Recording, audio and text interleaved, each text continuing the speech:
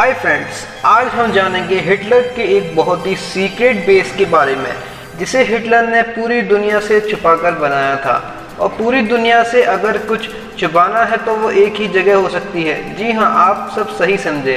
Hitler ने अपना यह बेस पूरी दुनिया के सबसे अलग थलग पड़े कॉन्टिनेंट एंटार्क्टिका पर बनाया था।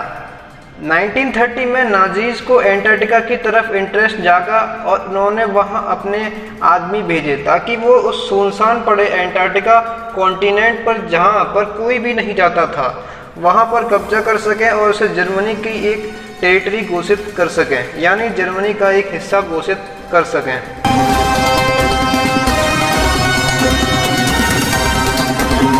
अब जानते हैं कि वहां पर आखिर असल में हुआ क्या था। 1938 में जर्मन्स ने एंटार्क्टिका के एक एरिया जिसे डोंजिंग मोरलैंड के नाम से जाना जाता है उस पर अपना दावा रखा, जबकि नॉर्वे इस पर पहले से ही अपना दावा कर चुका था क्योंकि यह एरिया पहले नॉर्वे ने खोजा था।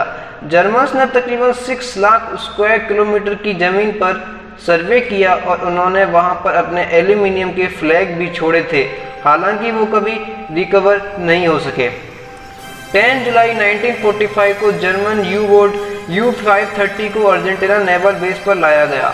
अफवाह यह थी कि इस यू बोट में हिटलर, एवा ब्राउन जैसे नाजियों को लाया गया था, हालांकि बाद में पता लगा कि हिटलर किसी तरह वहां से पहले ही भाग चुका था।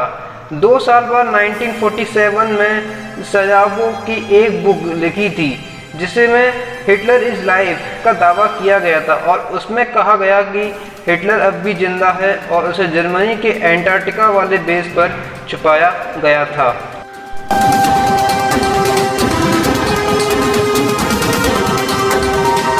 आइए आप जानते हैं सीक्रेट वार टाइम ऑपरेशंस के बारे में। जर्मन नाजी जब वर्ल्ड वार में परास्त हो गए थे तब ब्रिटेन ने छुपके 20 डिग्री लेटीट्यूड से 80 डिग्री लेटीट्यूड तक एंटार्क्टिका पर अपना दावा किया। फिर बाद में अर्जेंटीना और चील ने इस हिस्से पर कब्जा जमाया। 1940 में अर्जेंटीना और चील जर्मनी के ही दोस्त माने जाते थे।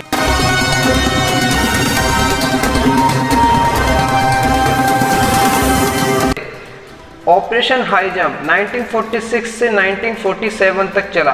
ऑपरेशन विंडविल 1947 से 1948 तक चला।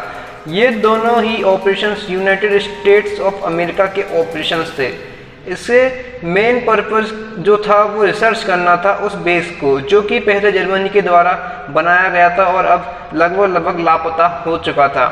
यूएस की रीच को बढ़ाना और इलेक्ट्रोमैग्नेटिक जियोलॉजिकल सर्वे भी इसका एक रीजन था। 1958 के अराउंड यहाँ पर कई सारे न्यूक्लियर टेस्ट किए गए और न्यूक्लियर एक्सप्लोजन भी किए गए। बेसिकली ये बेस जर्मन्स द्वारा बनाया गया था सीक्रेट वेपन्स को बनाने के लिए, जिसे बाद में ब्रिटेन द्वारा 1945 में तबाह करने की नाकाम कोशिश की गई।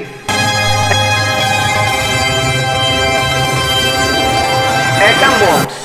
ऐसा कहा जाता है कि 1958 में 3 न्यूक्लियर बॉम्ब्स गिराए गए नाजीज बेस पर डोनिंग मोरलैंड में। उसे तबाह करने के लिए माना जाता है कि 2280 से 3500 किलोमीटर नॉर्थ ऑफ एंटार्क्टिका में गिराया गया।